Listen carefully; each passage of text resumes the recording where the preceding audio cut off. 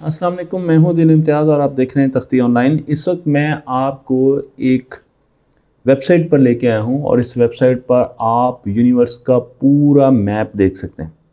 जो चीज़ें आपके जहन में सवाल बनकर हमेशा उठती हैं वो यहाँ पर आप उनको देख भी सकते हैं और उन सवालों का जवाब भी ढूंढ सकते हैं। इस वेबसाइट का नाम है mapoftheuniverse.net और मैं इस वक्त इसके होम पेज पर हूँ और अगर आप देखें तो यहाँ पर आपको ये वेबसाइट नज़र आ रही है। तो मैं इसको आहिस्ता आहिस्ता स्क्रॉल करूँगा। अब जो भी डॉट आप देखेंगे ये डॉट एक गैलेक्सी है। तो आपको कुछ गैलेक्सीज रेड कलर की नज़र आएंगी, कुछ ब्लू कलर की नज़र आएंगी, कुछ आपको येलो कलर की नज़र आएंगी।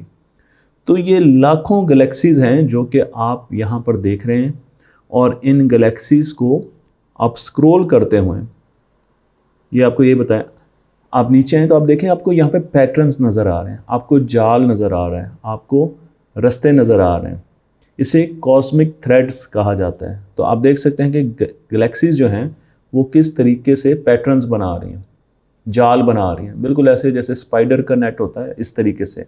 और इसकी वजह यह है कि गैलेक्सीज वहाँ पर ज़्यादा हैं, इसकी कंसंट्रेशन मिकदार वहाँ पर ज़्यादा है जहाँ पर डार्क मैटर ज़्यादा है। तो डार्क मैटर जहाँ जहाँ है वहाँ पर आपको गैलेक्सीज ज़्यादा नज़र आ रही हैं और जो डार्क मैटर जहाँ जहाँ कम है, आज हम ये समझते हैं वहाँ पर आपको गैलेक्सीज कम नज़र आ रही हैं। तो आपको एक हिडन कॉस्मिक थ्रेड्स भी नज़र आ रहे हैं जो कि आप इस जगह पर देख सकते हैं। तो आपने नीचे आ जाना और नीचे जब आप आएंगे तो यहाँ पर जब आप देखेंगे तो आपको नज़र आएगा कि पूरा एक स्लाइस है यूनिवर्स का। अगर आपको ये स्लाइस समझने में मुश्किल आ रही है तो मैं आपको ये स्लाइस समझाने की कोशिश करता हूँ। लेकिन मैं आपको ये बता दूँ कि इन लोगों ने ये पूरा का पूरा भी जितनी भी आप एनिमेशंस देखेंगे वो सारी की सारी यहाँ पर क्रेडिट्स दिए गए हैं ब्राइस मैनर्ड। इन्होंने ये डिज़ाइन की है जो कि जॉन्स हॉपकिंस यूनिवर्सिटी के फैकल्टी मेंबर हैं। तो इनकी ये बहुत बड़ी काविश है कि इन्होंने आम लोगों के समझने के लिए इतना बड़ा एक मॉडल डिज़ाइन किया है। और इनके साथ जो ग्राफिक डिज़ाइनर हैं उनको भी अगर आप देखें, क्योंकि निकिता शार्कमैन, अब मैं हो सकता है ये नाम सही ना ले रहा हूँ, तो आप अगर इनका काम देखना चाहते हैं तो आप आगे सी माई वर्क में जा सकते हैं और जाकर इनका काम भी देख सकते हैं। तो हमें यहाँ पर नज़र आ रहा है कि एक साइंटिस्ट हैं और दूसरे ग्राफिक डिज़ाइनर हैं जिन्होंने ये पूरी सिमुलेशन बनाई है। आप यहाँ पर मौजूद हैं, टेलीस्कोप यहाँ पर है या आप यहाँ पर हैं और अगर आपको ये सारी गैलेक्सीज नज़र आ सकती हैं तो आप 90 के एंगल पर देख रहे हैं। तो ये जो स्लाइस है पूरा का पूरा जो स्लाइस है यहाँ पर 0 का एंगल है, आसमान की तरफ आप देख रहे हैं और आप 90 तक का एंगल जो है वो यहाँ पर देख सकते हैं और यहाँ पर आपको मुख्तलिफ चीज़ें नज़र आ रही हैं। अच्छा जी, इसके साथ अगर आप दाईं तरफ देखें तो यहाँ पर टाइम का ग्राफ है। तो 2 बिलियन साल पीछे देख रहे हैं, आप माजी में देख रहे हैं, 4 अरब साल माजी में देख रहे हैं, 6 अरब साल माजी में देख रहे हैं, 8 अरब, 10 अरब, 12 अरब और 13.7 अरब वो जगह है जहाँ पर हमारी कायनात वजूद में आई। तो ये सबसे पहले की कायनात, जो शुरू की कायनात जब उसने जन्म लिया, आप वो वक्त देख रहे हैं। अगर आप यहाँ पर आएँ, इस तरफ आएँ, स्केल को देखें तो इस स्केल में आप रेड शिफ्ट देख रहे हैं। तो यहाँ पर जो रेड शिफ्ट है वो 0.2 है। अब आप यहाँ पर देखिए, यहाँ से जो रोशनी निकलेगी उसको ज़्यादा टाइम लगेगा हमारे पास आने में। तो रेड शिफ्ट आहिस्ता आहिस्ता बढ़ती जाएगी। अब आपका सवाल ये होगा कि ये गैलेक्सीज तो रेड शिफ्टेड हैं ही हैं, लेकिन ये जगह रेड शिफ्टेड क्यों नहीं है, यहाँ पर नीले रंग की गैलेक्सीज क्यों नज़र आ रही है? तो इसका जवाब मैं आपको आगे दूंगा और इस तरीके से हमारे पास रेड शिफ्ट नज़र आ रही है। मैं अगर यहाँ पर आपको मुख्तलिफ, ये जो जगह है अभी यहाँ पर हमें नज़र नहीं आ रहा है, लेकिन यहाँ पर आप लोकल छोटे स्केल्स में जा सकते हो। तो मैंने जब यहाँ पर क्लिक किया तो अब आप देखें, आप 0.2 बिलियन ईयर्स यानी करीब हो गया, टाइम बड़ा हो गया, एक्सपेंड कर दिया टाइम को। तो अब आप सिर्फ 0.2 अरब साल पुराने देख रहे हैं जगह, तो आपको इस किस्म की गैलेक्सीज जो है वो नज़र आ रही हैं। अच्छा जी, अगर आप थोड़ा सा और पीछे चले जाएँ, 1 अरब साल पीछे चले जाएँ, तो आपको ये चीज़ें माजी में नज़र आएंगी। जब आप देखेंगे तो आपको माजी में गैलेक्सीज का, और इसमें आप देखें आपको कॉस्मिक थ्रेड्स भी नज़र आ रहे हैं। अगर आप और पीछे चले जाएं तो अब आप देखेंगे कि आपको 4 अरब साल, और 4 अरब साल में आप देखें हल्का हल्का रेड शिफ्ट होना शुरू हो गया है, आपको गैलेक्सी रेड कलर की नज़र आना शुरू हो गई हैं। यानी ये वो गैलेक्सीज़ हैं जो कि हमसे दूर भी जा रही हैं और इनसे रोशनी जो है वो रेड शिफ्टेड है, और अब हम पूरे स्केल पर जा चुके हैं। अच्छा जी, अगर आप पूरा एक्सप्लोर करना चाहते हैं तो वो मैं आपको यहाँ पर इसका एक चंक, ये जो बीच में आपको नज़र आ रहा है ना, एक हिस्सा, ये हम पूरा एक्सप्लोर करेंगे और हम एक्सप्लोर द मैप में जाकर इसको देखेंगे। लेकिन मैं पहले नीचे आना चाहता हूँ डिस्क्रिप्शन में। जब नीचे आएंगे तो यहाँ पर बहुत से सवाल हैं, इन सवालों के जवाब आपको यहाँ पर मिल सकते हैं। मसलन ये कि ये मैप आया कहाँ से, किसने बनाया। तो ये मैप आप ये देख सकते हैं, ये पूरा चंक है आपके पास। ये मैप 15 सालों में बनाया गया, और जो टेलीस्कोप है वो मैक्सिको की टेलीस्कोप है, telescope in New Mexico USA, New Mexico USA. और इसने ये सारा डाटा इकट्ठा किया और इसमें हम तकरीबन 2 लाख गैलेक्सीज़ को देख सकते हैं। तो आपके पास ये सारा का सारा डाटा नज़र आ रहा है कि किस तरीके से हमने इस 2 डायमेंशनल जो ग्राफ है इसको बनाने के लिए 2 लाख गैलेक्सीज़ का, वैसे 2 ट्रिलियन गैलेक्सीज़ एस्टिमेटेड हैं इस वक्त यूनिवर्स में, जो कि हमारा अंदाज़ा है और ये अंदाज़ा सिमुलेशन से है।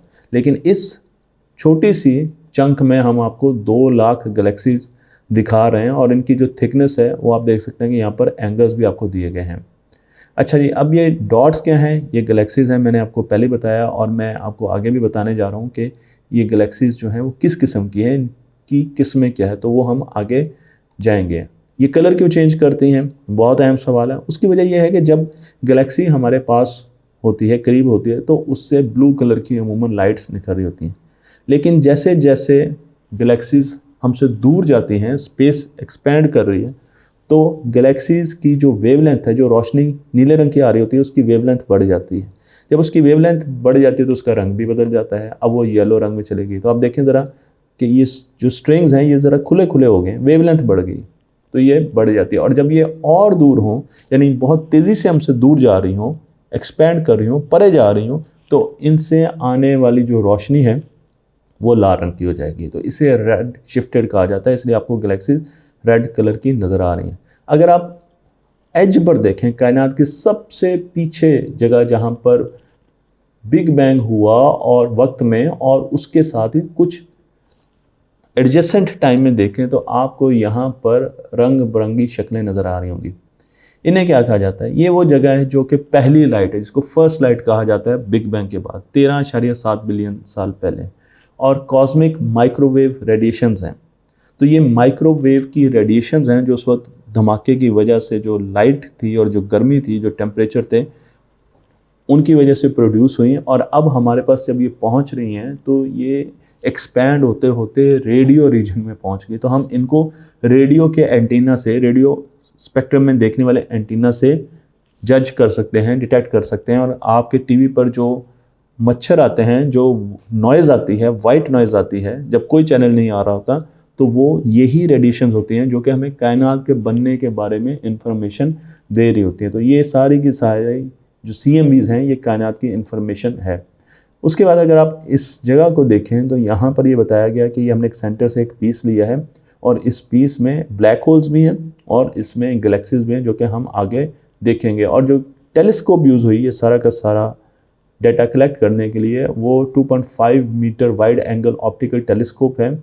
और ये आप अगर देखें तो Apache point observatory in New Mexico United State में ये टेलीस्कोप है, जिसके ज़रिए हमने तकरीबन 15 से 20 सालों में ये पूरा का पूरा डाटा लिया और फिर इस डाटा को प्लॉट किया गया और आपको एक वेबसाइट की शक्ल में दिखाया गया।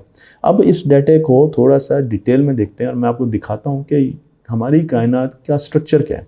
तो आपने लेफ़्ट साइड पे देखा, ये टाइम है, इस वक्त हम यहाँ पर यानी कि हाजिर में, प्रेजेंट में। और अब हम 2 अरब साल पहले देख रहे हैं, 4 अरब, 6 अरब, 8 अरब, 10 अरब, 12 अरब और 13.7 अरब। अगर आप यहाँ पर देखें तो 2 अरब के करीब करीब आपके पास जो गैलेक्सीज हों उससे पहले वो नीले रंग की हैं, फिर आहिस्ता आहिस्ता वो पीले रंग की होना शुरू हो जाती हैं, क्योंकि अब वो हमसे दूर जा रही हैं, वो गैलेक्सीज हमसे दूर जा रही हैं और उसकी वजह डार्क एनर्जी है जो उनको हमसे दूर लेके जा रही है। और फिर वो गैलेक्सीज हैं जो कि हमसे बहुत तेज़ी से दूर जा रही हैं और उसकी वजह भी डार्क एनर्जी है। और फिर आगे हम जाएंगे तो हम ब्लैक होल्स की दुनिया में चले जाएंगे। तो सबसे पहले हम देखते हैं कि स्पाइरल गैलेक्सीज हमारे इर्द गिर्द मौजूद हैं। हमारी मिल्की वे भी एक स्पाइरल गैलेक्सी है, और अगर हमें स्पाइरल गैलेक्सीज नज़र आना शुरू हो जाएं हमारे आसमान पर, तो वो इस तरीके से नज़र आएंगी। तो ये वो गैलेक्सीज हैं जो कि हमारे बहुत करीब हैं, और नीले रंग की रोशनी इनसे हम तक पहुंच रही है, और आसमान में अगर हम देख सकें तो हमें ये इस तरीके से नज़र आएंगी। अब जब हम ऊपर जाते हैं स्पाइरल गैलेक्सी से, तो अब हमारे पास एलिप्टिकल गैलेक्सीज आ जाती हैं। एलिप्टिकल गैलेक्सीज येलो लाइट हमें देती हैं, बहुत ज़्यादा ब्राइट होती हैं, येलो लाइट इनसे आ रही होती है। और अगर हम आसमान में एलिप्टिकल गैलेक्सीज को देखना चाहें, और अगर ये सारी हमें नज़र आएँ, तो हमें इस किस्म का माहौल नज़र आएगा आसमान में। तो एलिप्टिकल गैलेक्सीज जो हैं वो बड़ी भी हो सकती हैं, अमूमन काफ़ी बड़े साइज़ की होती हैं, लेकिन वो रोशन बहुत होती हैं। और उसके साथ साथ हम यहाँ पर देख सकते हैं कि इनसे येलोश कलर की लाइट हमें आ रही है। तो मुख्तलिफ यहाँ पे एलिप्टिकल गैलेक्सीज की शक्लें भी आपको दिखाई गई हैं। अब हम जब आए तो यहाँ पर रेड शिफ्ट नज़र आना शुरू हो गई, और उसकी वजह यह है कि एलिप्टिकल गैलेक्सीज हमसे दूर जा रही हैं। तो मैं दुनिया में अगर खड़ा हूँ तो दुनिया के करीब करीब की स्पेस मुझसे कम तेज़ी से दूर जा रही है, एक्सपैंड कर रही है। लेकिन जो दूर की गैलेक्सीज हैं या कोई भी सेलेस्टियल बॉडीज़ हैं, वो बहुत तेज़ी से एक्सपैंड कर रहे हैं। इसके बारे में हमें हबल ने बताया था कि कायनात एक्सपैंड तो कर रही है, लेकिन जो ऑब्जर्वर है, जो ऑब्जर्व कर रहा है, उसको ये नज़र आएगा कि उसके करीब से कायनात कम तेज़ी से एक्सपैंड कर रही है, कम रेट के साथ एक्सपैंड कर रही है। लेकिन जब वो दूर की चीज़ों को देखेगा तो वो बहुत तेज़ी से, दूर की गैलेक्सीज बहुत तेज़ी से हमसे दूर जा रही है, लेकिन करीब की गैलेक्सीज आहिस्ता आहिस्ता हमसे दूर जा रही है। तो ये दूर की गैलेक्सीज है। इनमें कुछ नीले रंग की गैलेक्सीज आपको नज़र आ रही हैं, ये वो गैलेक्सीज है जो हमारी तरफ आ रही हैं, ये ब्लू शिफ्टेड गैलेक्सीज हैं। जबकि ज़्यादातर रेड शिफ्टेड गैलेक्सीज हैं और एलिप्टिकल गैलेक्सीज हैं, रोशन गैलेक्सीज हैं और एलिप्टिकल गैलेक्सीज हैं। तो आप यहाँ पर ये देख सकते हैं कि ये डिटेल में यहाँ पर बता दिया गया है कि हमारे पास रेड शिफ्टेड एलिप्टिकल गैलेक्सीज हैं। और अगर इनको हम आसमान में देखें तो अब देखें कि ज़्यादातर आपको वो गैलेक्सीज नज़र आएंगी जो हमसे बहुत तेज़ी से दूर जा रही हैं, और कम गैलेक्सीज आपको वो नज़र आएंगी जो हमारी तरफ आ रही हैं, हमारी तरफ बढ़ रही हैं। ठीक है जी। और इसके साथ साथ यहाँ पर लिखा है at this distance they appear red to us as we no longer detect the faint spiral galaxies the filamentary structure is less visible. तो अब हमें वो फिलामेंट्स वगैरह, थ्रेड्स वगैरह उस तरीके से नज़र नहीं आ रहे। तो आप अब ऊपर आएंगे तो अब आपका सवाल होगा कि भाई ये नीली क्यों हो गई। उसकी वजह ये कि ये गैलेक्सीज नहीं, बल्कि ये बहुत पुराने मैसिव जो शुरू में बनने वाले ब्लैक होल्स थे, वो हैं जिन्हें क्वाज़ार्स कहा जाता है। तो क्वाज़ार्स नीले रंग के आपको यहाँ पर नज़र आ रहे हैं। इनसे नीली रोशनी, इनकी एक्रीशन डिस्क से नीली रोशनी जनरेट हो रही है, और ये बहुत बड़े ब्लैक होल्स हैं जिनके इर्द गिर्द बाद में गैलेक्सीज बनी। तो ये वो ब्लैक होल्स है जो हमें नज़र आ रहे हैं, और अगर हम इनको देखें, क्वाज़ार्स को देखें, तो हमें अपने आसमान पे क्वाज़ार्स ऐसे नज़र आएंगे। ठीक है जी। तो ये गैलेक्सीज नहीं है, इसलिए आपको ये कन्फ्यूजन नहीं होनी चाहिए कि ये गैलेक्सीज हैं। लेकिन जब हम आगे जाएंगे, अब देखें हम कहाँ पर, हम 10 अरब साल पुराने पहले आ चुके हैं। गैलेक्सीज जो हैं वो 8 अरब साल तक ख़त्म हो गई थी, जो कि एक्सपेंड हो रही थी, यानी जो कि हमसे दूर जा रही थी। अब हम ब्लैक होल्स की दुनिया में आ चुके हैं, और अगर हम ब्लैक होल से भी आगे चले तो अब रेड शिफ्टेड क्वाज़ार्स भी हमें नज़र आ रहे हैं। तो ये वो क्वाज़ार्स हैं जो बहुत तेज़ी से हमसे दूर जा रहे हैं, और इनके एक्रीशन डिस्क से आने वाले फोटॉन्स जो कि ब्लू फोटॉन्स थे, अब वो आहिस्ता आहिस्ता स्ट्रेच होने की वजह से वो रेड हो गए हैं, और रेड शिफ्टेड जो क्वाज़ार्स हैं वो हमें नज़र आ रहे हैं, जो कि बहुत बड़े ब्लैक होल है। और इनको अगर हम देखें तो आपको यहाँ पर येलो भी नज़र आएंगे, ब्लू भी कुछ नज़र आएंगे, और आपको रेड शिफ्टेड क्वाज़ार्स भी नज़र आएंगे। अब हम एक ऐसे रीजन में आ रहे हैं जहाँ पर हमें कोई रोशनी नहीं नज़र आ रही। ये कौन सा रीजन है? इस रीजन को क्या कहा जाता है? इस रीजन को अगर मैं सही कह रहा हूँ तो हम डार्क एजेस का कहते हैं। बिल्कुल, ये डार्क एजेस लिखा हुआ है, और उसकी वजह ये है कि यहाँ पर हाइड्रोजन बहुत थी।